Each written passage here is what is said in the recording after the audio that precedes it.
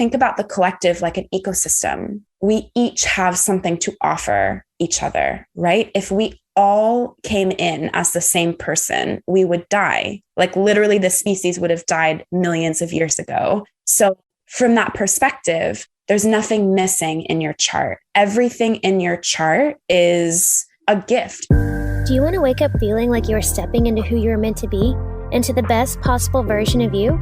What if I told you that the key to your best life, health, and happiness are all around you? You just have to find what works for you. I'm Hope Pedraza, and I believe that there isn't just one way to live a healthy and meaningful life, and that all you need is a little inspiration to make changes that last from the inside out. Each week, I'll be sharing tangible tips and inspirational interviews to help you on your journey. These are the steps to take to improve your life and live with purpose. This is Hopeful and Wholesome. Hey y'all, and welcome back to Hopeful and Wholesome. I just love this episode. I know I've probably said that like a million times, but this one is like so near to my heart. I'm interviewing my friend Krystal Thompson, and Krystal is a business coach and a mindset coach. She's a healer. She's an energy guide, and she is a human design expert. And if you don't know what human design is, that's okay, because we're going to talk all about it. But this is like, has been just completely transformational for me. And I'm sure I probably say that at least like 5 or 6 times during this episode. But when I tell you that when you learn about your human design, it will change your life. And Krystal is a total expert in human design. She can do a reading. She can do like coaching sections with you on this, but this is like totally the way to get to, you know, transformation in your life, to find healing, to help heal all of these things that you have been, you know, leaving in your subconscious. This is just, it's just like, it is just magic when you know what this is. And so we are going to talk all about human design today, what it is, how we can use it to help us through life, how it can help us get past our limitations, how it can help us just manage things in life, whether it's, you know, yourself and your relationships and your business, whatever it is. It is, when I tell you this is incredible, I'm not exaggerating. So I really hope you enjoy this episode. I have lots of good links in the show notes, so you can go do your own human design. You can do it online for free. I have links to, if you want to meet with Krystal, she does readings. She does like coaching sessions after your reading. I just love this girl. So I know they're going to learn so much from her and so much from this episode just about yourself. This is going to be so awesome. I'm excited for y'all. Okay, let's jump in. Okay, y'all, let's get going. I am here today with my friend Krystal Thompson, and I am so excited to have her on today. She is like an angel on earth, and she is a coach and a healer and an energy guide, and she is a human design expert, and that's what we're going to talk about today. Because if you haven't heard of human design, this is like, for me personally, like one of the most transformative things I think I've ever learned. So I'm really excited to jump in and just for y'all to learn a little bit about it and to learn more about yourself. So thank you, Krystal, for jumping in and talking with us today all about human design. Thank you so much for having me, Hope. I'm so excited. Me too. So let's just start from the basics. And can you, I know this is kind of a loaded question, but as simply as possible, can you just explain what human design is? Yeah, my favorite kind of like one sentence explanation of the system is human design is a map of your energy. So the system itself brings in a bunch of different pieces, the chakra system, astrology, the I Ching, the Kabbalah, quantum physics. There's all of these elements that kind of make it what it is. But in its most simplest terms, it's a map of how your energy works. That's perfect. I like the definition. That's good. So, really easy, right? Yeah, it is. I like it. It simplifies it enough. I know this can be, you know, getting seriously into the woo for people. So can you kind of de-woo-woo the human design and how like it really can apply to your life? Yeah, totally. I would say if you're on the kind of woo-woo fence about it, like give yourself the chance to get curious and just kind of start to explore. That's how I started when I first was introduced to human design. I wasn't so much worried about the woo, but I thought it was just another personality test. Mm-hmm. And I was like, oh, like this is just another thing that people use their minds to put themselves in boxes. Like I'm not interested.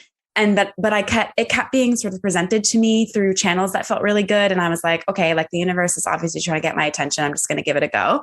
And so I kind of explored in my own life with it for a while, and my life flipped upside down in the best way possible. So I would say if you're if you're skeptical, just start and just like play with it a little bit. And if it feels good, keep going. And if it doesn't, great. Like you can drop it. But I am an especially woo-woo reader. So, which I love. Like my readings, we're talking about past lives, we're talking about karmic cycles, we're talking about energy. Like mine go all the way down that side of the camp, but it doesn't have to be that. If that's not interesting to you and you just want to learn more about how to best manage your energy, we're even talking about things like making aligned decisions. We're talking about boundaries. We're talking about communicating and interacting with other human beings. Like regardless of where you fall in the woo-woo spectrum, we all do that every single day as humans. Yeah. So there's something in it for everyone. And I kind of love that about it. You can just dip your toe and get something incredible out of it, or you can dive all the way in and get something incredible out of it. Yeah. And that's really what I love about it too. And I think that's when I first got into it, I was kind of like just the dip your toe kind of girl. I'm like, okay, this is interesting. Did one of the little online tests and stuff. And then the more I started learning about it, the deeper I wanted to dive in, because I'm like, I feel like, you can just keep swimming and never get to which I love. Like, it's like unpeeling all these layers. It's just completely fascinating to me. And that's how my husband got interested in it. And I told you this after I did my first reading with you. I was telling him about it. He was, we turned on Gaia TV. We're like searching all, for the videos. He wanted to learn all about it. So it's like, it really is, there's like pieces for everybody. So how can we use human design? And you mentioned this a little bit, but really how can we use it to, help guide us through life? How can it help us with decisions that we're making, with how we do manage and balance our energy? Like how exactly can it help us with those things? Yeah. So I feel like maybe the best way I wonder if it's best to give a quick overview of each of the energy types. Yeah, let's do that. Let's go through it, because I was going to ask you that anyway. So yeah, that's good. Let's do that. I feel like that's a good way to answer that question, because each person it will work a little bit differently for each person. And that way anyone who's listening can get something specific out of this episode. So there's 5 energy types. And something that I love, I kind of mentioned this before, a lot of other kinds of, this isn't a test, it's a chart, like astrology, like your chart comes from your birth information. It's not sort of questions you answer or anything like that. But something that I love about this is your chart, like what makes you a certain energy type is based on your physical body and how energy is moving through it. So it's not like I behave in XYZ way and this makes me an XYZ type. Like it's actually in your body, which I think is really beautiful. So there's 5 energy types, and that's the kind of first place to dive into human design. If you're just beginning, if this is your first time exploring this, if you are brand new, if you can get to know your energy type forwards and backwards, like it will flip your life upside down and give you so much to chew on for a really long time. Yep. So I'll start by kind of population numbers. The 2 most common, first one is called generators. That's what I am. Generators are kind of lit up and led and defined by our sacral center, which is the gut. If you're a generator, and this is true for the next type we're going to talk about too. Maybe I'll just say both at the same time so it's not confusing. So generators and manifesting generators. So this first part is true for both of you, which is what Hope is. Hope and I represent those 2 types. Mm-hmm. So we are designed to be lit up, led, guided by the sacral center, which is the gut. And that space is all about getting juicy, excited. Like when you're into something, that space turns on. And I always describe it kind of like a boiler room, like in an old ship or something. I just watched Titanic recently, so that image is fresh. So if you think about the boiler rooms at the bottom of the ship, when you're super excited about something, your sacral center turns on and then all the coal gets tossed into the boiler room.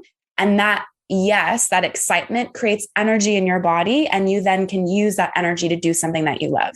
Generator types, also called sacral beings, generators and manifesting generators, because they're led from the sacral. We are literally the ones that create the life force energy that gets moved around the planet. So if you're listening to this and you're a generator or a manifesting generator, the first gift you can give to yourself through the lens of human design is looking across your life at where are the hell yeses and where are the mms.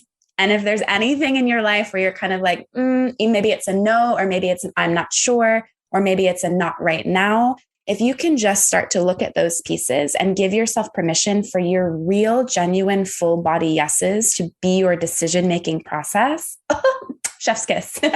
So that's generators and a little bit of manifesting generators too. So Manifesting generators are a hybrid type between generators and another type called manifestors, where the name comes from.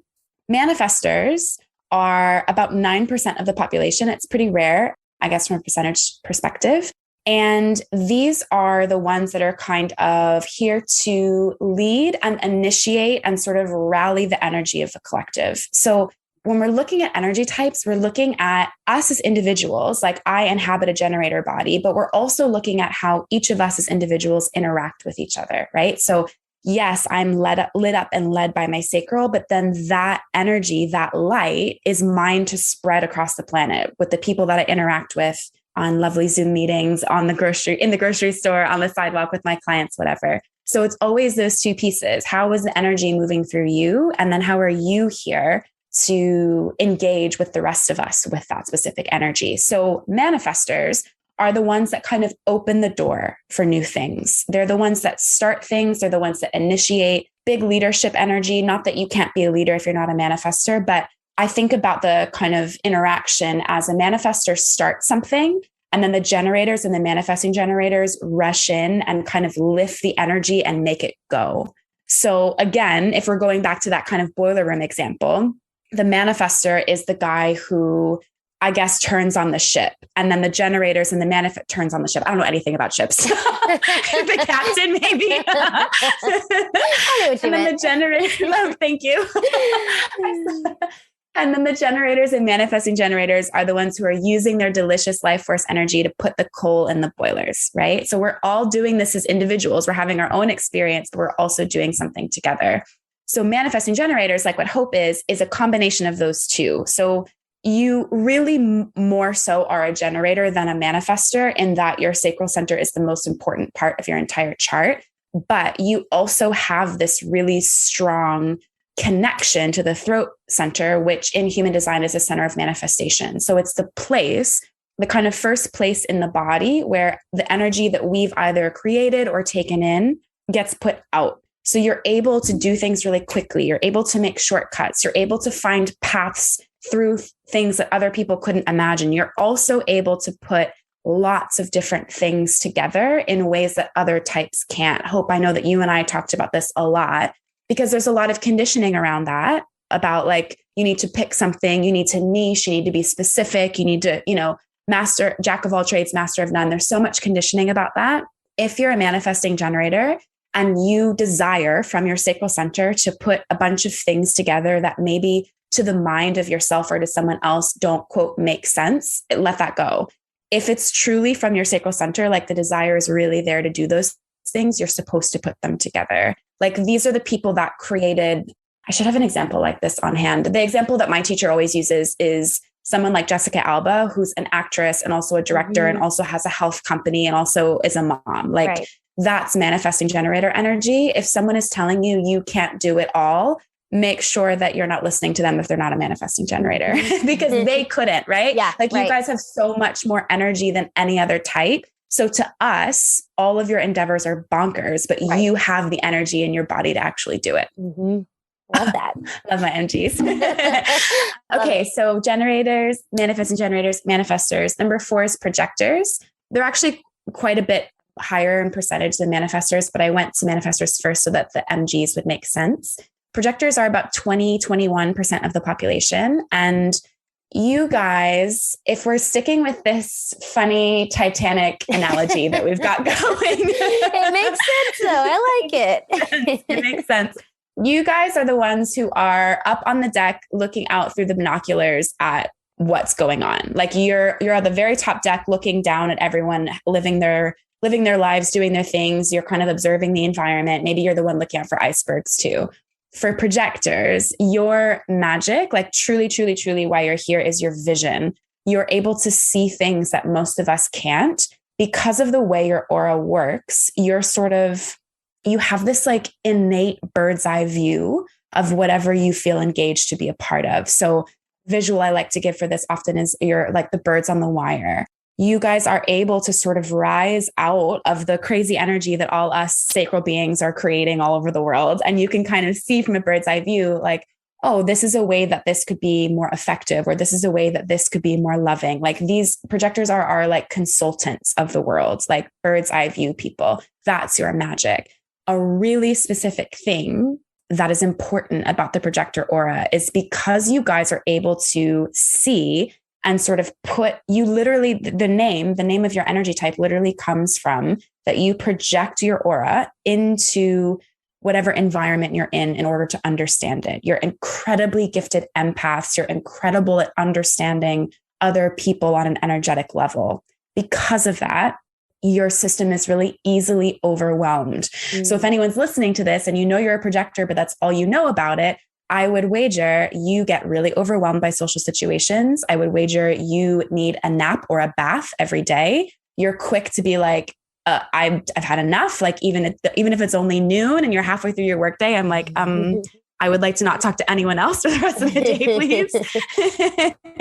This is by design. This is a part of you because it's the sort of sensitivity is there to protect you. If you get overwhelmed and your system gets overloaded with other people's energy, it's almost impossible for you to share and see and use that beautiful vision that you're here to have. So I like want to give so much. Human design for me is about permission.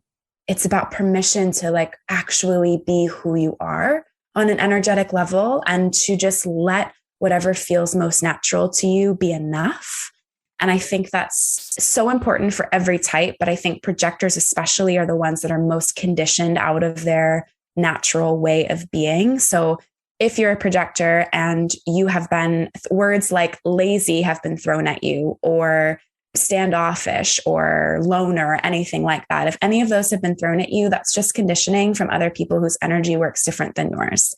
If they knew better, they wouldn't say those things to you, but now you know better. And so you get to reclaim this part of yourself. And then the last type is reflectors. They're actually just 1% of the population. They're incredibly rare. And what makes a reflector is their entire chart, so all 9 energy centers, are undefined, which means they feel everything. Any undefined or open centers we have in our chart, which are, if you're looking at your chart, if there's any of those kind of shapes in your body graph that are not colored in, that's an undefined center. Those are places where we take in information, energetic information, energy from other people. And either it stays in our body and we use it, or we squeeze it out, or we transmute it into something else. All kinds of things happen in the energy centers. But reflectors are completely open and all 9, which makes them essentially like human chameleons. What's most important for reflectors is that you're in environments that feel good to you. This is literal environments, like the place you go for breakfast. This is also relationship environments, your friends, your coworkers, your partners, your lovers. Like, because you are so open, you will literally reflect the energy of the people and places that you are interacting with. And so it's really important that what you're around feels good to you, because it's actually what it will feel like in your body. I feel like I just talked for so long. Thank you so much. No, it was perfect. No, it was such good explanations of all of them. And I was going to ask you those anyway, because I wanted to give everybody just a brief overview so that when they, go and do their chart, they can have a little bit, more understanding of what it means. So that was perfect. That was great. And I love how, because that kind of led me to what you were saying about the projector, leads me to a question I was going to ask you, because I like how you say it gives you permission to like be who you really are. And for me, I felt that's how I felt when I did the reading with you. I felt like you were saying, like all these things that, I've done the programs, I've done lots of different coaching and stuff in my head, when I'm doing this, I'm like, because that's what they say, you got to niche down. You can't teach everybody. You can't do all these things. You have too many things, too many plates in the air, or whatever the saying goes. But I always feel like, but I want to do all this. Like, why can't I do all of it? So I love that you say that it gives you permission. Because the other thing I wanted to ask you, because I know you talk a lot about this when you do readings and stuff, is how it can help us release limitations, or the idea of limitations, which is kind of goes along the same thing. But can you talk a little bit to that? Yeah. Oh yeah. I would love to. It's again, like another piece that's so sacred and beautiful to me about human design. So again, I gave you guys the disclaimer. I'm a super woo-woo reader. So some of this might not resonate with all of you, and that's okay. you can put it into whatever language feels good to you. If you're listening to me and you're like, I don't really see the world like that, it's no big deal. So I see our charts as something that we chose on the way in this life. And so what that says to me is my soul, your soul, our souls knew I'm here in this life to have this specific journey. I can literally tell you your soul's journey based on your chart. Like, it's incredible. I chose, again, the map, right? Our very first question, what is human design? It's a map of your energy. So I think we choose this map on the way in. Our soul says, I know that I'm here in this life to expand through XYZ. And this is the map. This is the chart. These are the tools. These are the supports. These are the allies that are going to lift me the most through that process. Another piece about that, again, if the past life and previous life things is too much for you, if you think about the collective like an ecosystem, we each have something to offer each other, right? If we all came in as the same person, we would die. Like, literally, the species would have died millions of years ago. So from that perspective, there's nothing missing in your chart. Everything in your chart is a gift in some way. Some of those gifts are spicy. Sometimes they're lessons and they might be challenging and they might be rough. But if you come across anything in your chart that feels negative or like a limitation, I really want you to ask yourself, what consciousness is it being filtered through? Because sometimes that comes from people who are interpreting the system who maybe have blocks in their own being, right? To me, there is literally nothing in the chart that is a limitation or a problem. Yes, there are challenges. Absolutely. That's what we're here to move through. But everything is in your chart to support you. It's all clues. It's all keys. It's all gifts. And so this idea, I remember when I first found out about human design and I found out I was a generator and I was sort of mad that I wasn't a manifester. And that's something I hear a lot from other types too. Actually, I just met a generator this morning. He said that to me. It's really funny. Yeah. Made me think about how common that is. The idea that you need to be something other than yourself in order to be successful is a collective wound. Like, that's not about your human design chart. That's about the way that up until now, we have thought about each other on a group scale, right? Like, that's how many of us are taught to exist in the world. You have to be different than who you genuinely, actually, authentically are in order to be successful, loved, worthy, etc. That's a lie. And your chart is a way, it's a bridge, because every single had this experience and every single reading I've ever had has this moment where the person comes into the reading sort of curious, right? It's a little bit more mental at the beginning. They're trying to understand. And then there's a moment where I say something to them that is one of the deepest parts of their being that there is no way that another stranger could know, that maybe even their closest humans in their lives don't know. And there's this moment where we're like, whoa, what if I actually get to be who I truly feel I am at my core, beneath all the masks and all the costumes and all the fear and all the worry? What if I actually get to be that person? What if that's enough? Every single reading has that moment. And that's what this is. There's nothing in your chart. Well, I don't know if I want to say that, but there's this recognition experience when you explore your chart and get a reading, this feeling of like coming home. Yeah. That's exactly it. And I'm pretty sure I told you that afterwards. I felt, and it's like such a strange thing to say out loud, at least it was for me. I felt like I was meeting an old friend. I think that's what I told you afterwards, which sounds so weird and ridiculous, but it's like literally it's like meeting yourself all over again. But then it's like also confirmation at the same time, because you're like, yeah, like this is me, like this is who I was meant to be. Like it's incredible. Absolutely. Because what we're looking at in the chart is basically who you were before you were taught to not be yourself, right? Like, that's what's in the chart. And so that feeling, I love how you said that feeling of like meeting an old friend. Yes, it's inner child in a lot of ways, because it's this, right? You come back to this time in your life before you learn to edit or to question. Yeah. I love how you said that. Yeah. I just love everything about this. So okay, well, before I ask you that, let me ask you, kind of backing up a little bit, what was kind of your journey to get you into, because I know you haven't done this forever. So what was kind of your journey to get into this space? Yeah. So my background is in photography. I did that for a really long time. I went to college for it. I worked in that industry for like 10 years. And I started always wanted to work for myself. Have like since I was a kid, known I wanted to be an entrepreneur even before I like really understood what that meant. And in 2018, I left my last in-house job and started my own photography business. And I thought I was terrified when I made that jump, like absolutely terrified. I thought I was going to die. I thought it was the scariest thing in the entire world. I had no proof it was going to work. I didn't have clients lined up. I barely had any savings. Like I had no proof. I just was so miserable in the place that I was at that I knew that even if I tried and failed, I would be more happy than staying where I was.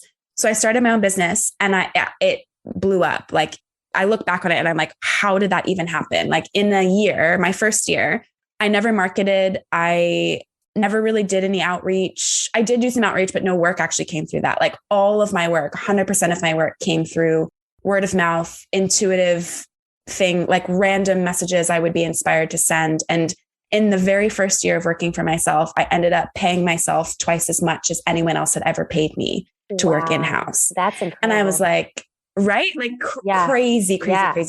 And truly, I didn't have a business plan. I didn't have a client list. I just went on intuition. And so suddenly this thing that in the past seemed so impossible to me was now wildly possible and wildly attainable. And I was wildly unprepared and still it worked. And so I became obsessed with coaching other creatives to do the same thing. So I worked with other photographers, designers, letter artists, things like that, people that were kind of doing in-house work that could take those skills into their own business. And at first, I was coaching based on the really practical things, how to make an invoice, how to market, how to find clients, how to send a professional email, all the important stuff. But the more I got into that work, the more I realized that what was holding people back was not the practical stuff. It was the emotional, energetic stuff. It was at the very core, am I allowed to love my life this much? Because so many of us are taught that work is the exception to joy. That's the place where you sacrifice. That's the place where things are hard. That's the place where you just grin and bear it. And so when suddenly work becomes a massive portal of joy, all the shadow in you is like, excuse me, not okay. So I started going into subconscious work. I did NLP training and hypnotherapy and life coaching. And I was just really interested in finding out, like truly purely on neurochemical level, neurobiological level, what's happening in the brain that makes it so difficult for us to just have what we want. And from that, I just went full. I was like, I am so much more interested in this than I am in teaching people how to send invoices. Like that stuff matters, but it's so much easier. It's just such a tiny piece. Like I would say that's like 5%. That stuff is like 5% of running a business. It's really about how do you feel in your body? How safe do you feel to have what you want? And so I was working with, I had a client last year, 2020. Yeah. 2020, I think. I can't remember, who was wanting to start a business, and she knew she was a projector. Sorry, I missed a part. So I had been experimenting with human design in my own life for a few years. I knew I was a generator. I knew I had emotional authority, and that was it. And just based on those two things alone, I built this crazy business, like purely on my sacral center. So I was like, all right, there's something here. Like I'm open to more of human design. And then I attracted a client who wanted to start a business. She is blowing my mind as we speak right now. Like it's just flourishing and it's beautiful to witness. But she knew she was a projector. And she said, when we started, she was like, I know that I've been conditioned to run my business like a manifestor or like a generator. And I know that if I go down that route, I'm going to burn myself out and resent the work before it even gets off the ground. Can we use human design as a foundation of our work? And at that point, I didn't really know that much about it yet. And I was like, sure, I'll just learn. And so we did, I did it took me like 6 hours. I did her chart, like by comparing sort of things on Google and watching YouTube and stuff. And in our first intake session, she and I went farther than most of my clients and I had gone after like 3 or 4 sessions in the past. And then I did reader training, and then the rest is history. Yeah. But again, like such a good example too. Of course, that person in my life was a projector. Yeah. Do you know what I mean? Like I could not have seen that human design needed to be a part of my work. I just couldn't, but she did. She had this bird's eye view. And I remember her saying to me, something that's that would make this feel so different is I would feel like really seen energetically as an individual versus just putting someone through a kind of one size fits all program, which has never felt an integrity to me, but I hadn't yet found a better solution. Yeah. So this has been it. I love that. That's what a good story, and like true testament to how you can completely be led by your human design. Like if you allow it to lead you, and that's amazing. I love that. So for people who are listening and they kind of want to get started and they want to kind of start to dabble in it a little bit, what is your best recommendation for, maybe just doing one of those online quizzes or whatever, just to learn your type? Like, what is the easiest way to get started, at least just to learn more about what your human design is? Yeah. My favorite website to send newbies to get their chart is mybodygraph.com, because I think it does a pretty good job of giving you a little bit of information right off the bat without being too much. Yeah. A lot of the more in-depth stuff is behind paywalls. So you can't really go super deep on that site in particular, which I think is actually nice for a newbie, because you kind of barricade yourself from going in too far. For sure. Yeah. So that site will give you a pretty good overview of what your type means. It will give you an overview of your authority, which is really important to know. And then those two things, especially, there's actually not a ton of information about human design online, and not a lot of information that I would recommend yet. I'm working on it. I'm getting there. But energy type and authority are the two really, really, really important places to start. And you can find tons of information on those two. Yeah. So start there. Like, I know it's tempting to deep dive into everything when you first find out about something like this. But what I want you to know is human design is about embodiment. It's about living your chart. And that's not something you can do overnight, right? The visual that I love about this is, imagine every meal you're going to eat for the rest of your life being given to you today. Nobody wants that, right? Like, that's what it's going to feel like if you try to go too far into your chart right off the bat. Let yourself eat a little bit and then digest and see how it feels, and practice in real time, and then eat a little bit more and maybe adjust from there.